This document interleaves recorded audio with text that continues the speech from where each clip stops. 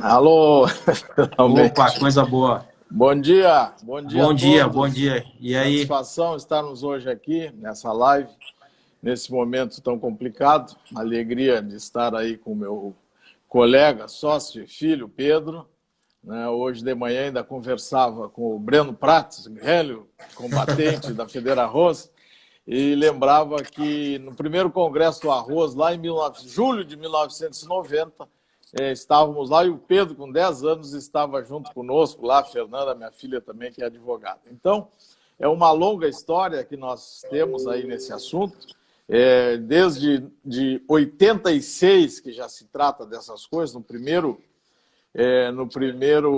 plano econômico, lá, aquele plano do FUNAR, aquela confusão toda, os contratos agrícolas já sofreram lá em 86 problemas, tivemos que entrar em juízo já naquela época para tirar uma correção da Anbid, que estavam aplicando nos contratos, terminamos anulando essa correção, e daí para diante essa longa história, desde lá de outros planos econômicos, o Verão, o Presser, e aí chegamos no Collor.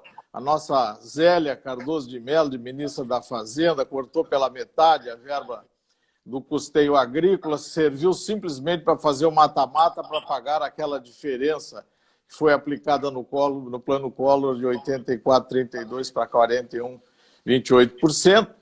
E tudo isso vem trazendo esse rolo desde 86, quando começou esse novo crédito rural, que pegou como fonte para o seu financiamento a poupança e os depósitos à vista, né? O depósito compulsório, tirando aquele histórico anterior, que era da conta Movimento Banco do Brasil. Então, desde lá, nós temos essa longa história de coisas erradas que vem sendo feita no crédito rural.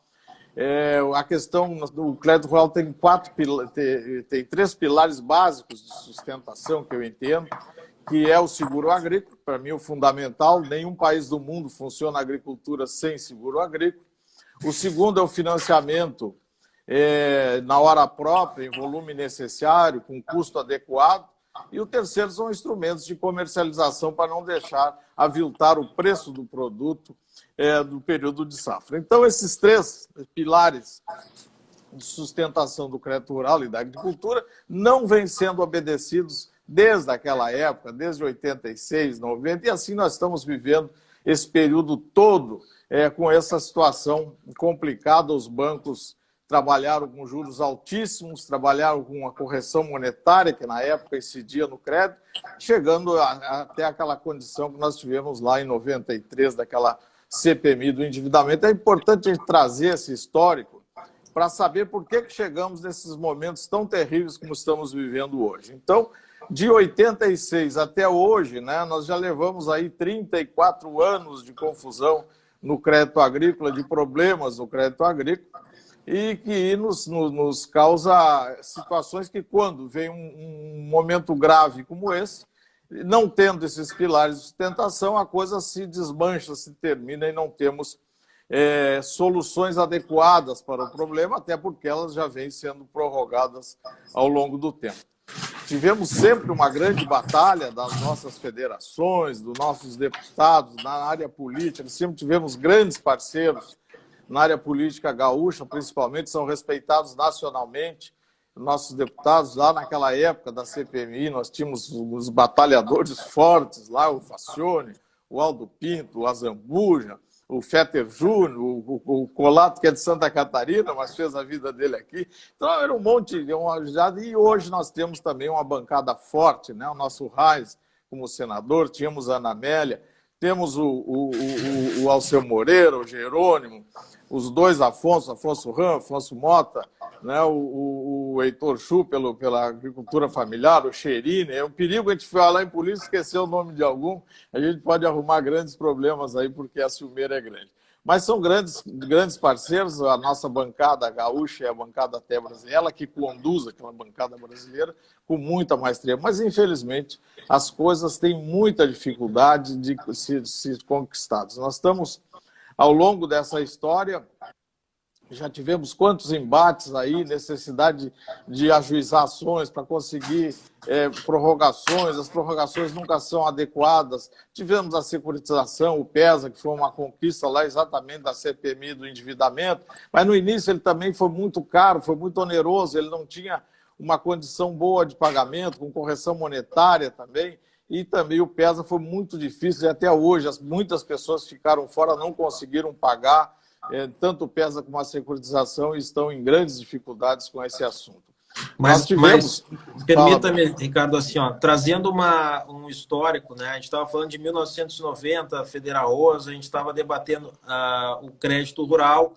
86 nem tinha Federa Rosa, ainda era mas os problemas principais, desde principalmente 1989, 90, a questão da inflação, outras temáticas, por exemplo, o arroz é uma commodity que nunca teve preço alto. Então, a dívida ela sempre consumiu durante todo esse período. O Gilson. Quer dizer, do valor do produtor rural. A margem de lucro já é baixíssima e ele foi afetado durante todo esse período, carregando consigo parcelas daquelas antigas dívidas, né? E assim, Pedro, eu vejo o seguinte, lá daquele período em diante, quer dizer, em 97, 98, saiu ao menos a correção monetária do crédito agrícola, uma conquista do nosso ministro Turra também, que tem que se homenagear, Pratini de Moraes, que na época trabalharam muito esse assunto.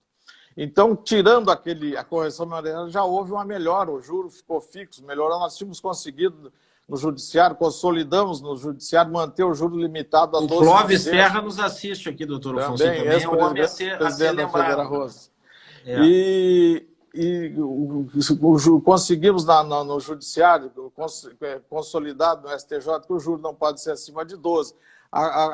Os juros moratórios não podem ser acima de 1% ao ano, chegavam a cobrar 17% ao ano na época, era ao mês, e cobravam 17% ao mês, às vezes, de juros moratórios. Isso tudo nós conseguimos no judiciário, eu e outros tantos colegas que se dedicaram a isso, e conseguimos chegar ao STJ e conseguir essas limitações importantes, revisão das cédulas pagas, muitas coisas. Mas tudo isso, a agricultura não pode viver do judiciário. A agricultura tem que ter uma política certa, uma política de juros adequados que leve ela para frente. Agora, chegamos aí nesse momento, somando seca com essa pandemia terrível aqui no Rio Grande do Sul, a seca com a pandemia, nós vamos para uma situação muito grave. Hoje, a 0 Hora publica ainda uma quebra de safra, onde vamos perder em torno de 10 milhões de toneladas de soja, uns 2 milhões de milho. O arroz vai se manter,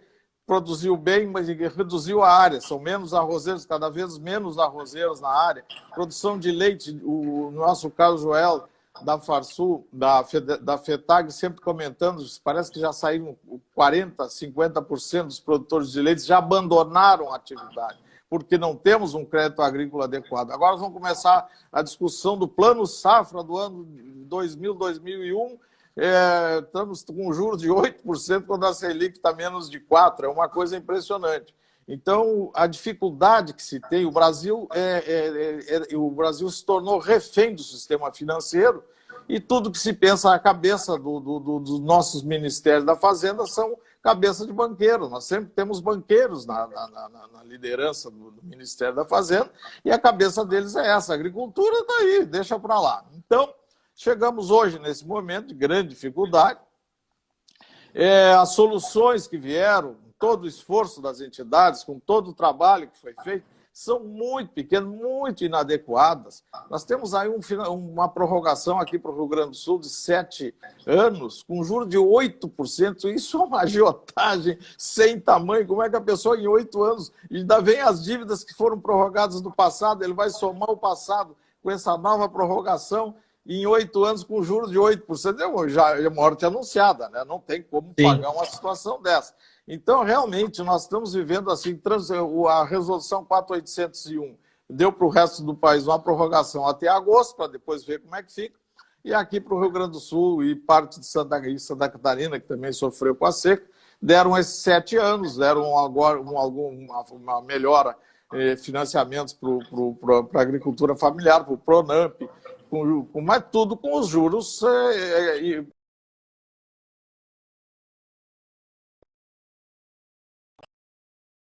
de todos esses...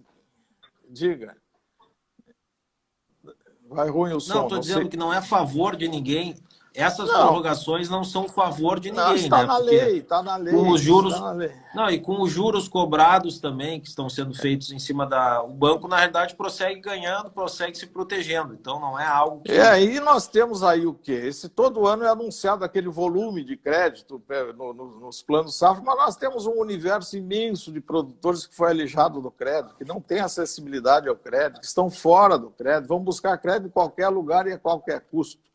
Essa visão bancária do país é uma coisa terrível, que não consegue entender que a agricultura tem a necessidade de receber o tratamento como a lei determina. Então, o próprio Banco do Brasil, ainda para aqueles que fizeram renegociações, PESA, ou outras renegociações que tiveram desconto, são excluídos do crédito, mesmo que estejam em dia. No regulamento, no regimento do banco, está escrito uma cláusula pétrea.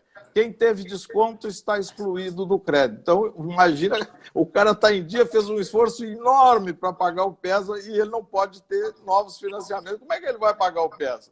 Né? Então, é uma coisa que assim vem a vida toda. Agora, então, especificamente sobre o assunto, nós temos aí essa prorrogação que foi dada pela resolução 4802 do Banco Central, do Conselho Monetário Nacional, dando esses 7 anos, trazendo essa condição para a Pronamp e para o pessoal do Pronaf, para ter até um financiamento, para terem algum capital de giro. Vai ser seletivo também. O banco, como dizia lá um produtor da região de Palmares, que infelizmente se suicidou e deixou um bilhete. O gerente me mesou, né? E eu não tive como seguir, não consegui mais, não resistir, foi demais, o cara terminou se suicidando. Então, uma situação assim que vai ser ainda, o gerente ainda vai escolher aqueles que ele vai fazer a prorrogação. O judiciário, nesse aspecto, tem lá, nós também chegamos a uma súmula 298, que diz que não é o banco não tem esse arbítrio de poder escolher ou não. Se tiver uma resolução que dá direito ao produtor, é um direito dele e ele tem direito à prorrogação independente do que o gerente achar. Então, no STJ, nós temos esse entendimento. Quer dizer, mas o produtor não pode ir para a justiça para resolver essas coisas todas. Ele tem que ter soluções adequadas, administrativas. Né? Então, eu vejo que, infelizmente, essa solução que veio, ela é muito pequena. E também a questão do crédito fora dos bancos. Né? Esse é um grande problema, porque com essa falta de financiamento bancário, todo mundo está sendo financiado pelos fornecedores de insumos, pelas trades, pelas cerealistas, enfim, pelo abastecimento do combustível, e todos esses aí estão fora de solução. Né? A Farsul vem trabalhando, o nosso querido Antônio da Luz, numa engenhosa estruturação de crédito que ele vem fazendo, né, procurando junto ao BNDES, através de uma CPR, através de cédula imobiliária rural, de patrimônio, aliás, como é que chama? Isso é muita letrinha, certificados recebíveis do agronegócio, certificados de direitos creditórios do agronegócio, estruturando, emite uma CPR, entra para dentro desses certificados e vai para o mercado, para as FEDICs e outros comprarem. Mas é uma solução que o próprio nosso querido Antônio da Luz, que faz um trabalho fantástico, merecedor de todos os elogios, ele, o nosso presidente Gedião, o Alexandre Velho, o Paulinho Pires, todos, o nosso Carlos Velho, todos um grande trabalho, mas realmente a dificuldade é muito grande. E eu vejo que esse processo de solução para os créditos fora dos bancos deverá demorar muito e, como dizia Keynes, a longo prazo todos estaremos mortos e outros disseram que a médio prazo todos estaremos mortos. Nós precisamos de soluções urgentes e imediatas. Eu acho que nós estamos precisando voltar àquele velho tempo da guerrilha, né? Porque o Rio Grande do Sul, na época, o nosso querido senador Heinz trancava a ponte, trancava a estrada, e outros tantos amigos que nós todos conhecemos, que chegavam a ser guerrilheiros naquela ocasião, atrás de uma solução para esses problemas. Me parece que nós estamos chegando num momento que a agricultura tem que se mexer e colocar o seu espaço. Né? A agricultura virou um filhinho comportado, né? Ela cumpre todas as suas obrigações, faz o tema de casa, entrega o produto e é tratada desse jeito. Sempre o filho, aquele que cria problemas, é que termina recebendo os benefícios da família. Então, eu acho que a agricultura vai ter que deixar de ser bom filho e ir para uma situação de discussão mais forte no governo para impor o seu valor, a sua importância dentro do Brasil, porque sem ela o Brasil não sairá desse buraco. Nas soluções que nós temos, como eu vinha falando, Pedro, nós temos aí, para utilizar, como nós não temos nada fora do crédito, tem a questão da lei da arbitragem da mediação, os nossos produtores poderiam buscar, através dessa lei, uma negociação com seus credores. Nós temos o Código Civil, que cria uma série de oportunidades da pessoa poder rediscutir os contratos, numa situação como esta. Temos o Código do Consumidor e vários instrumentos jurídicos que poderiam ser usados para tentar alongar esses contratos, até deixar de cumpri-los em determinada situação. Mas não é isso que se quer. Nós queremos, ainda temos hoje aí a questão da recuperação judicial do produtor rural, que é uma situação muito complexa para o nosso médio produtor. A lei é complexa, é onerosa, é cara. Então, estão saindo decisões. Agora, eu vi ontem saiu uma decisão de Livramento, saiu uma decisão no Maranhão, já temos decisão de Bagé. O presidente Ricardo Breyer nos assiste aqui também. Quanta honra. Quanta honra. E essa questão da recuperação judicial, eu vejo assim, é um recurso quase extremo, no meu entendimento, que o produtor vai terminar tendo que buscar, correndo grandes riscos. E como eu vejo que também nós temos questões estruturais na atividade que precisariam ser resolvidas. Eu vi domingo na live do presidente Gedião lembrando a questão dos arrendamentos, que são muito caros, a nossa lei é antiquada, não se mexe nisso, não se consegue atualizar a lei lá do Estatuto da Terra de 1964, a questão da legislação além dessa questão, o produtor não faz uma reserva nos bons anos, quando ele colheu bem, ele termina comprando máquinas que não precisava e outras coisas. São questões estruturais, questões do produtor também que tem que ser resolvido. O produtor trabalha na pessoa física, que eu acho um absurdo. Então, ele vai para uma recuperação judicial, vão terminar respondendo pelo seu patrimônio pessoal e pelo patrimônio da atividade empresarial, e, além disso, as garantias que os credores têm, boa parte deles ficarão excluídos da recuperação judicial, e ele vai terminar prejudicando aqueles que lhe financiam comumente dentro da sua comunidade, esses que ficarão lá com grande prejuízo na recuperação judicial. Então, eu vejo assim que não devemos, eu acho que nós temos que lutar muito ainda por uma solução. Primeiro, uma solução negociada com os credores. O produtor deve buscar negociação ao extremo, com uma mediação importante. Ele busca algum profissional para ler o seu contador, o seu advogado, para que ele não... Às vezes ele está num conflito já com o seu fornecedor, ele está com dificuldades de negociar. Põe um terceiro que está livre, que não tem constrangimento da negociação, porque o produtor tende, numa hora dessa, com a pressão do credor, ele dá um cheque para daqui 60 dias, sabendo que ele não vai pagar esse cheque daqui 60 dias, e aí ele vai arrumar um problema maior ainda do que ele já tem hoje. Então, realmente é um momento crucial que o produtor não pode renegociar mal, ele não pode ficar descapitalizado, ele não pode impedir o prosseguimento, ou não conseguir o prosseguimento da sua atividade sem que, nesta negociação, se ele não fizer uma negociação profissional, bem feita, ele estará numa situação de quebra, numa situação de alta dificuldade, porque ele não terá produto, porque ele vai ter que entregar o produto, o que colheu não colheu nada, não paga nem o arrendamento na questão da soja e do milho, né? O Rio Grande do Sul perdendo 10 milhões aí de toneladas de soja, uns 2 ou 3 de milho, então realmente é uma situação muito complicada e que ele Frederico Buz, Antônio Zanetti nos assistindo. Muito. Eu vi aí muitas colegas também, a doutora Carolina, a doutora Bruna Razeira, muitas colegas entrando aí também. E a doutora Carolina Normei, a doutora... Um abraço para elas. Várias colegas aí. E eu quero dizer, então, Pedro, nessa situação, nós temos ainda a Lei 13.986, que veio da famosa MP do Agro. MP do Agro, né, que chegou a se dizer agora na sua sanção, no nosso lá, meu querido Canal Rural, que há tantos anos eu colaboro, né, que seria uma divisão, um divisor de águas, esta lei. Infelizmente, eu vejo a própria ministra da Agricultura, o nosso presidente Gediel, não é uma lei que vai trazer solução para o momento, né? Sim.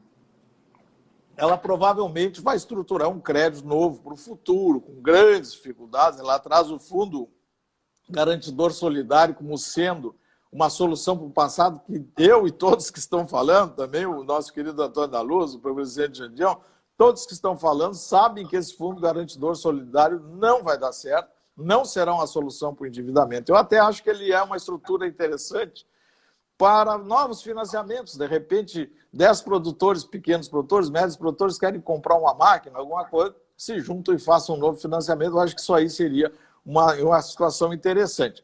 Mas também o patrimônio em afetação, que é outra novidade importante, né, que a pessoa separa uma parte do seu patrimônio e coloca na garantia da dívida. Isso também patrimônio rural de novidade. afetação, Depois, né? na PR,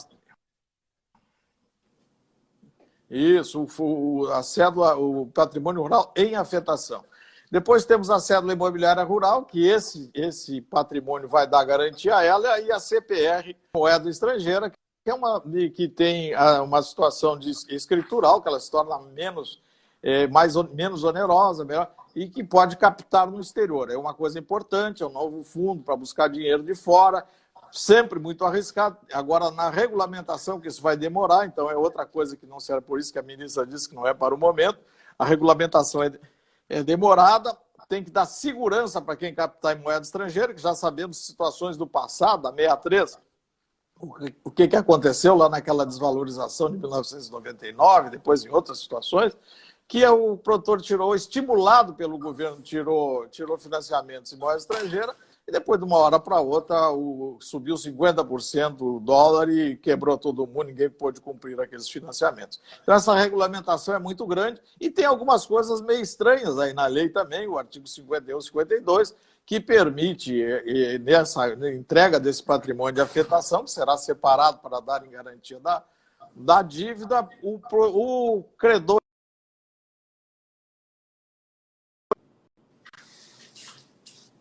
que poderá ficar com essa propriedade. Então, é uma coisa que preocupa, se quer isso há muito tempo, mas não assim de porteira aberta, que não se tenha nenhuma segurança, que a China não vai aqui, vai nos causar problema de soberania nacional, uma coisa também que vai ser, provavelmente, será muito bem regulamentada para dar uma segurança para tudo isso. Então, esta lei, ela também traz essas situações. Se fosse em outra situação de maior normalidade, seria muito bem comemorado. Mas ninguém pode esperar que ela traga solução para esse momento de crise de endividamento da lavoura, especialmente a nossa lavoura aqui do Cruzado. A lavoura de arroz, os financiamentos que vão prorrogar em 7 anos, o produtor ainda vai acumular essa parcela nova com aqueles que já foram prorrogados no passado. Ele vai ter um comprometimento imenso nisso aí. Em 7 anos é muito pouco. Com juros de 8%, não tem chance. Não vejo chance de pagar essa conta. Então, realmente, eu acho que o Rio Grande vai ter que se levantar, o Rio Grande e o Brasil, deixar de ser um bom menino e enfrentar essa nossa Ministério da Economia, que é banqueira. O ministro tem uma cabeça que o agricultura fizeram a cabeça, a agricultura vai muito bem, está toda solucionada. Eu tenho uns clientes e amigos na área que colheram muito bem soja lá em cima, mas também trazem problemas do passado, também trazem problemas de seca de 3 anos, e que ganharam esse ano, mas tem um passivo que eles estão arrastando já há 3 anos e que cria grandes dificuldades para o seu pagamento. Então, Pedro, eu vejo assim, são tantas coisas, eu não sei que tempo ainda temos, que preocupa, e não vejo essa com o esforço todo. Nossa Frente Parlamentar da Agropecuária, muito bem comandada pelo nosso deputado Alceu Moreira, que é o relator do projeto de lei da recuperação judicial, que também precisa ter uma adequação. Eu tenho conversado com ele, insistido com ele sobre esse ponto, para que o produtor não entre dessa aventura assim de peito aberto, né, que ele poderá sofrer consequências muito graves em relação a isso. Então, nossa bancada aqui é coesa e sabe trabalhar. Eu espero que dê esse grito aí, buscando novas soluções para esse problema, Sim. Porque o que nós temos agora vai ser muito difícil de ser cumprido. Alguns setores, o setor de corte, pecuária, foi deveras atingido também pela pandemia atual, né? No momento que a gente fechou o supermercado, fechou hotéis, diversas cadeias, a cadeia do agronegócio também foi atingida, porque diminuiu enormemente o número de consumo. E o produtor, por exemplo, o produtor de suíno, ele não tem como manter o suíno para sempre junto à sua produção, e muitas vezes tem que vender por preço vil, né, aos frigoríficos. Nesses casos de onerosidade, você acha que caracteriza a questão da onerosidade excessiva dentro dos contratos, junto com frigoríficos e outras atividades? Se esse produtor tem solução a médio prazo, a curto prazo, e também a questão da suspensão dos financiamentos, como, por exemplo, suspensão dos financiamentos não, mas dos parcelamentos com a União, como Fundo Rural, a securitização, refis, para pagamento no ano posterior ou não, né? Essas propostas que já estão no Congresso. E o João Medeiros Júnior, nosso advogado, também colega aqui, ele questiona a questão do projeto de lei protocolado, do 1397, que, se aprovado, trará a negociação das dívidas sem uso da recuperação judicial, né? Que ele quer mobilização também para essa temática.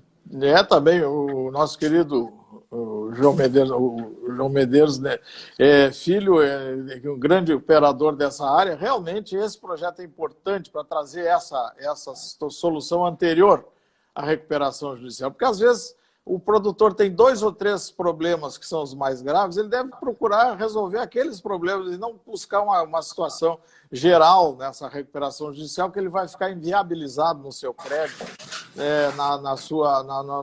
no prosseguimento da sua atividade. Essa questão a situação da proteína animal, que o nosso querido ex-ministro Sturra trabalha tão bem, o nosso folador aí da Axurs, eu tenho visto o folador falando a dificuldade, porque a gente não pensa, estão exportando suíno, a granja, não sei o que, papapá, mas o mercado interno, se não me engano, do suíno é 80%, me parece. E 80%, e o nosso mercado interno está parado, os restaurantes, hotéis, tudo isso não está, como você disse, Pedro, estão aí sem funcionar, diminuindo gravemente o consumo, né? E nós vemos assim que todos esses produtos que, embora tendo exportação, mas eles têm uma dependência do nosso mercado interno, que ele é importante. E eu vejo assim, falta de compreensão da imprensa em relação à questão do alimento também, aproveitando para colocar isso. Ontem eu via manchetes que o arroz vai subir 10% na gôndola, que não sei o quê. Mas 10% na gôndola é 30 centavos. É 35 centavos. É um produto muito barato, não? É muito barato. O cara com 1 quilo de arroz e 1 quilo de feijão, quantas pessoas comem? E quanto custa isso? Não, custa R$10. É uma coisa impressionante. O preço do produto é de graça para a população brasileira. Um saco de arroz de 3 quilos a pessoa come, ou de 5 quilos come o mês inteiro, né? Não, 10, 12 reais. Precisa comer bem, precisa ter muita gente em casa de 5 quilos. Né? Então, realmente eu vejo que não há essa compreensão dessa importância. Não, porque a inflação subiu o preço do tomate. Vai lá, pelo amor, é aquilo que está complicando a vida dele. Não é a conta da luz, não são outras coisas que estão sendo... Agora, eu vejo, voltando à questão do mercado financeiro, se o Brasil não deixar de ser refém do mercado financeiro, como ele a vida toda foi, nos últimos, desde que existe, né? É refém do mercado financeiro. O mercado financeiro, agora hoje estão comemorando que o Unibanco, lá, o Itaú, Unibanco, tal, deu 1 bilhão para ele. Mas 1 bilhão para ele não é nada, né? Essa gente não tem condições de prosseguir o mercado financeiro cobrando os juros que eles cobram, assaltando a população há anos e anos e anos que isso vem acontecendo, e não há uma revolta contra isso.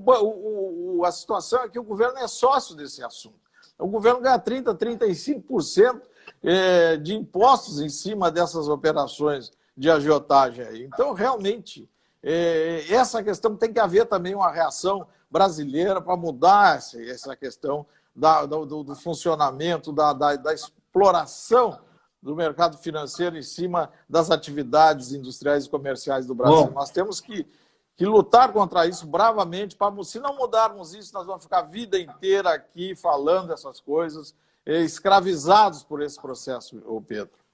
Eu agradeço enormemente. Chegamos ao final? Mais 2 minutos, uma palavra final. Agradeço as colocações. Eu acho que todos que nos assistem aí sabem da situação sensível a qual nós estamos vivendo, e a cadeia do agronegócio não é diferente em diversos setores aí também acompanhando os problemas, e só ela poderá ser a mola propulsora do Brasil a partir do fim da pandemia, né? Nós não podemos aguardar que outros setores, como o setor hoteleiro, o setor turístico, o setor de eventos, setor de comércio, sejam a mola propulsora. Quem tem que ser a mola propulsora, quem o governo tem que olhar nesse momento, é o agronegócio, para servir de alavanca para a nossa economia, porque senão vai comprometer o PIB de 2020, mas vai comprometer o PIB de 2021 e 2022. Né? Isso é que é importante destacar. Lastimavelmente.